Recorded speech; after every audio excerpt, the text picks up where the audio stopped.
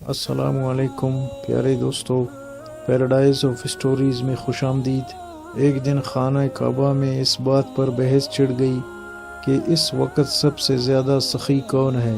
کوئی عبداللہ بن جعفر رحمۃ اللہ علیہ کا نام لیتا تھا، کوئی قیس بن سعد رحمۃ اللہ علیہ کو، اور کوئی عرابہ اوسی رحمۃ اللہ علیہ کو۔ یہ فیصلہ نہیں ہو رہا تھا کہ ان تینوں میں ایک دوسرے کو کیا نسبت ہے۔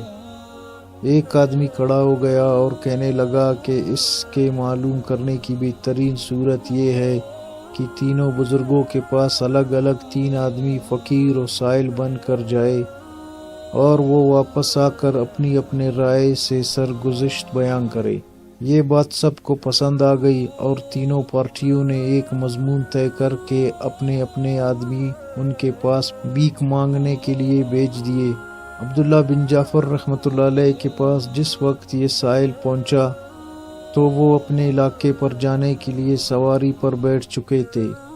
یہ معلوم کر کے کہ یہ سائل ہے، فوراً اپنی سواری سے اتر آئے اور کہنے لگے، لو یہ حضرت علی رضی اللہ تعالیٰ عنہ کی تلوار حاضر ہے اور یہ سواری کسی ہوئی کڑی ہے، ابھی میرے علاقے پر چلے جاؤ اور وہاں جو کچھ بھی حاصل ہو جائے سب لے لینا۔ چنانچہ اس آدمی کو ان کے علاقے سے 4000 روپیہ اور بہت سے بیش قیمت کپڑے وغیرہ وصول ہوئے اور وہ تبرک تلوار مفت میں آئی۔ قیس بن سعد رحمۃ اللہ علیہ کے یہاں جو شخص گیا تھا، اسے وہاں پہنچ کر لونڈی نے بتایا کہ ابھی ابھی وہ سونے کے لیے لیٹے ہیں، ان کی جگہ دینے سے تو میرے نزدیک یہی بہتر ہے کہ میں تیری حاجت ہی پوری کر دوں۔ یہ کہہ کر اس نے 700 درہم کی ایک تیلی جو اس وقت گھر میں موجود تھی لا کر دیے، بولی، یہ لو اور اپنا آدمی ساتھ کیے دیتی ہوں کہ ہمارے شتر خانے چلے جاؤ، اگر کوئی سواری پسند آ جائے تو وہ بھی لے لینا۔ بیان کیا جاتا ہے کہ بیدار ہونے کے بعد قیس بن سعد کو جب لونڈی کی یہ کارگزاری معلوم ہوئی تو انہوں نے خوش ہو کر اسی وقت لونڈی کو بھی آزاد کر دیا۔ اب تیسرے آدمی کا قصہ سنیے جو عرابہ اوسی رحمۃ اللہ علیہ کے یہاں گیا تھا۔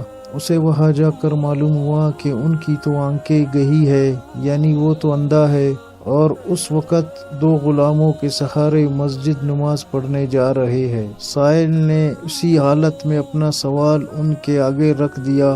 سائل کا سوال سنتے ہی آپ نے غلاموں کو روک دیا اور افسوس مل کر کہنے لگے، اب تو میرے پاس سوائے ان 2 غلاموں کے اور کچھ باقی نہیں بچا ہے، لہٰذا یہ حاضر ہے، تم انہی کو لے جاؤ۔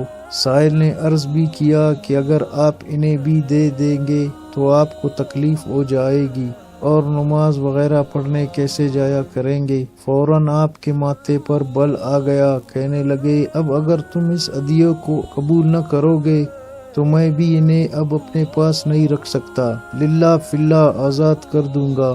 اب تمہیں اختیار ہے، چاہے لیتے جاؤ یا آزاد ہونے کا موقع دے دو۔ اور یہ کہتے ہی کہتے آپ نے غلاموں کا سہارا چھوڑ کر دیوار پکڑ لی اور اسی کو پکڑ کر گھر لوٹ آئے۔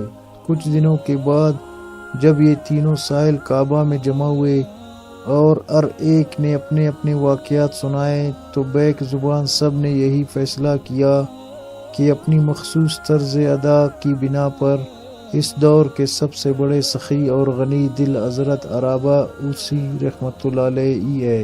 دوستو، اللہ رب العزت ہم سب کو سخاوت کرنے کی توفیق عطا فرمائے۔ مزید اچھی ویڈیوز دیکھنے کے لیے چینل کو سبسکرائب کریں۔